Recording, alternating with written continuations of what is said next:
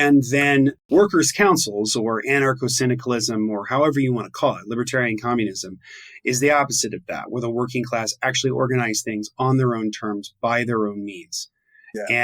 And I think that's it's a radical move. I mean, I think it's what's interesting is people think of it as being, too romantic or it's not realistic or whatever. And it's like, well, if you think about it, we've tried other different ways. We've tried the reformist route and that didn't work. We tried the Leninist route and that didn't work. So like, let's try this, which is to build a system of councils who are democratically elected and chosen, where decisions are coordinated for the benefit of all instead of the benefit of a few. And that we can actually build that system. And so, he talks about how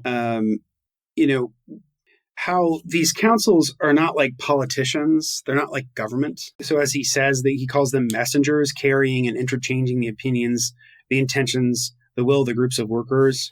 Yeah. Not indeed as in different messenger boys passively carrying letters or messages of which they themselves know nothing. They took part in the discussions. They stood out as spirited spokesmen of the prevailing opinions. So like there are going to be people within the workers' council system who are going to have more of a knack for doing that kind of work than others. And that's okay. Like there's nothing wrong with a diversity of talents. Right. Because that's what often people say, like as objections to like socialism or communism or whatever, is they'll say like, oh, well, people don't really work like that. It's kind of against human nature. It doesn't, like people will be motivated by their own selfish interests. And like Panchik acknowledges this very clearly. Like he has a section in the book where he talks about, he's like, yeah, people are motivated by their self-interest, but it's about building a better world where those self-interests and the collective interests of everybody start to become one. Yeah. Like when you say self-interest, do you mean self-interests or do you mean the capitalist version of self-interest where it's like, I will always do what gets me the most money, right?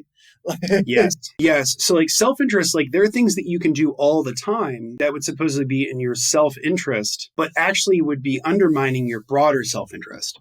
Right. We think about this all the time. Like part of like, would it be in your self-interest to eat as much calories as possible? Yeah, probably. Like if you were living on like the plains of Africa, 300 million years ago or whatever. Yeah.